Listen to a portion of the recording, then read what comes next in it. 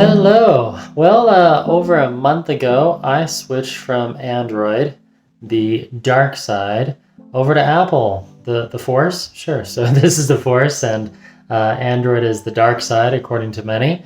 And I don't know what to say other than I'm not one of those nerds that hates Apple just because I like Android. I like both. I've gone back and forth over the years for very short times, 3 weeks, actually 2 weeks. Yeah, during the summer of 2018, I had one of those iPhone X smartphones, and it was awesome. So, quite the contrary, I discovered since 2017 that Android and Apple ecosystems have wonderful hardware, software, and great selling points. But yes, there's always a but. And the question we're going to answer today is, do these ecosystems meld together? Or is Samsung the oil, whereas Apple is the water? Another important question is the why. So in my first video, well, I talked about the major issue that I've had between these two devices right here, the Samsung Galaxy Watch Active and the Apple SE phone. Now, I'm not picking on the Apple SE, it could have been any phone. It just happens to be one of the newest iPhones on the market. It was affordable, so I chose to jump back in the ecosystem with this one. Now, most people that I know and that I've interviewed stay inside one ecosystem. They don't leave Apple, they don't leave Android, they stay inside. They continue to upgrade about every 2 years, and those Apple smartphones are not only well built, they are also really finely tuned devices. And Apple focuses on one set of flagship phones annually, whereas with the Android phones, you'll notice there's a new one coming out almost every week. You have, I just can name a few that I know of. There's the OnePlus, there's also LG, and there's Samsung. Should I keep going? And there's Motorola, and there's Google, and what's that new one? Oppo, and there's TCL, which apparently has been making phones for a good part of a decade, just no one knew about it. So the list goes on, and a lot of those manufacturers are not only doing kind of one big flagship, like the Samsung has the big Note that they do every year, and then they also have the S series they do, but then there's a bunch of the A series, and there are so many Android phones out there. Well, it's funny because, case in point, the beauty we have here as well, okay. Apple normally does their one huge software release every year, but they also offer wonderful support for their older phones. Case in point, the beauty we have here, the Apple iPhone 6s. Let me go get that. Case in point, this beauty we have here, this is an Apple iPhone 6s from the year 2016. So this is 4 years ago. Yeah, it's still working. You can see that it's turned on. The camera still works. Everything still works. Specifically, this is the iPhone 6s. And yeah, this has been the daily driver for a really dear friend of mine for nearly 5 years now. Does it still get updates? Yes. Is it fully supported? Yes. Does the battery still work? The battery health is about down to 70 something. Here, let me show you that.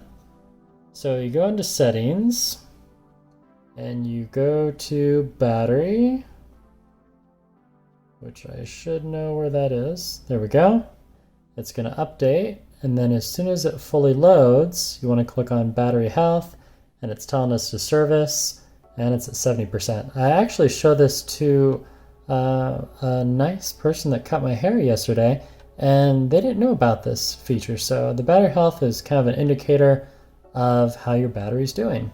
So yeah, we're going to replace that soon. It's pretty awesome that they can make a phone that can last 5 years and they still fully support it. So yeah. it's still a great phone, and Apple makes a really good build quality. There's that headphone jack that everyone is missing these days. And yeah, this is really what makes an ecosystem. So here's the poignant question: what makes an ecosystem? Glad you wanted to ask too. According to the online Merriam-Webster dictionary, an organization since 1828, the definition of an ecosystem is the complex of a community of organisms that's its environment functioning as an ecological unit, or something as a network of businesses considered to resemble an ecological ecosystem, especially those of complex interdependent parts. What does that even mean? Well, let's apply it to Apple. They've provided us humans with this vast group of devices, gadgets if you will, combined with software, forming one awesome collaborative network. Several entities have attempted this to create this family of products, but unlike others, Apple, with the help of Steve Jobs and Johnny Ive and thousands of other people, yes, I really feel Apple was the first to master it. And yeah, they created this process, they developed and they marketed the heck out of the Apple ecosystem. This delicate balance of software and hardware, and I don't, it's hard to put into words, but honestly, yeah, they've been able to determine what the customer not necessarily wanted, but rather Apple came up with what the consumer needs and perhaps should have at their very fingertips. So the first iPhone, that was created back in 2008. Shortly after that, the first Android smartphone, from what I found, it was a T-Mobile G1 back in October of 2008. So we have June, July, August, September.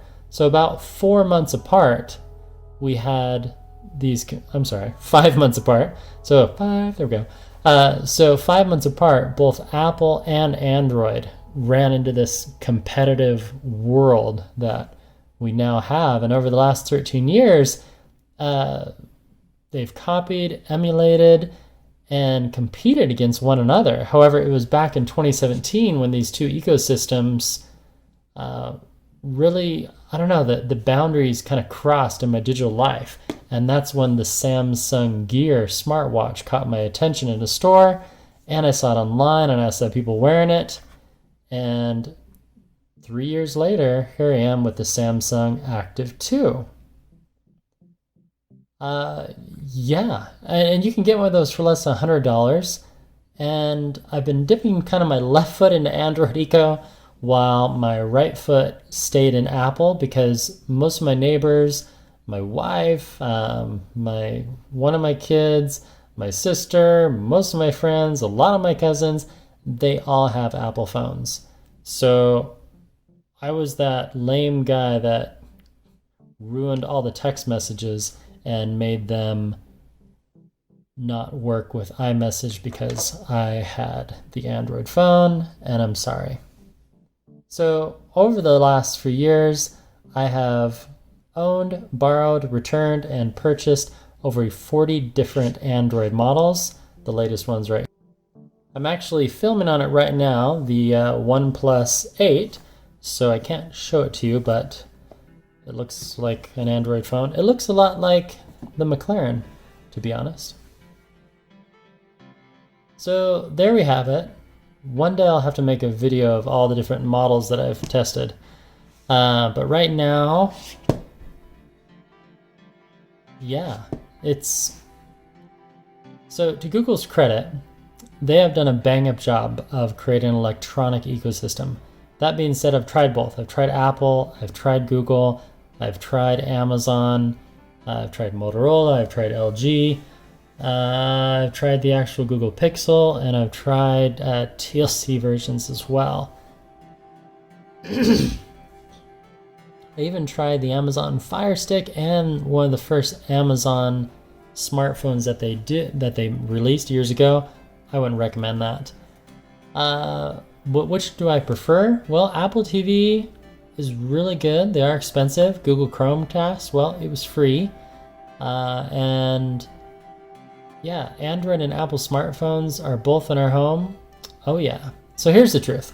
Having a Samsung Galaxy Watch Active 2 connected to the 2020 Apple iPhone SE over the last 49 days, oh my gosh, it's been more than a test. It has been a trial of patience. I have tested the software and hardware on and off for years, and this has been one of my favorite projects. Funny enough, I chose it, even as difficult as it's been, but it's been fun. And I do not recommend purchasing a Samsung watch from the year 2016 or newer unless you have an Android phone. Even if it's an S8, it would work. Samsung does advertise that these two should be happy together and coexist. That's false doctrine. It's a lie. They just don't work. It's been a daily struggle just to get them to work. And here's the error message I got earlier. So first thing in the morning, I wanted to see what my stats were, and I get this internal system error.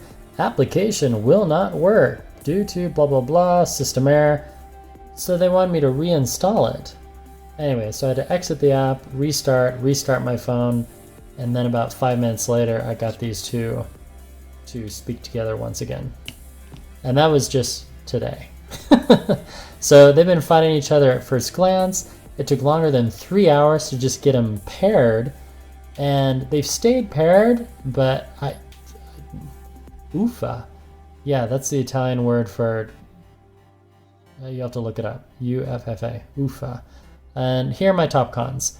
So the top cons of a bad digital relationship. 1, poor communication, which I touched on in the first video. 2, lack of consistent communication, and that goes on with text replies and lots of other things. On the text replies, about the only thing you can do is you can hit a like. Actually, no, that's on my Garmin. Yeah, you can't respond to text messages. I'd show you, but it's just, you can't. The text comes in, and the same goes for Messenger. So that's one of the huge things. When you go to answer a phone call, all you can do is answer the phone or decline it, but you can't take the call on the device. Bixby won't work. I've tried. The weather app, that won't work. You're also stuck with this old interface. So for one reason or another, you have the old app. Oh, I just got the other system. Well, so that's failing. So you have the old app, and you get constant lockups, many reboots. Number 11, time wasted by slow synchronization. Number 12, poor battery life of both the phone and the watch. Normally, when I had Android, I would normally get around 2.5 days solid, even closer to 3. Now I'm barely making it 2 days. Poor app functionality, like I mentioned before, the app doesn't work. I've had trouble updating apps and installing apps. I finally got Samsung to work. Sorry, not Samsung.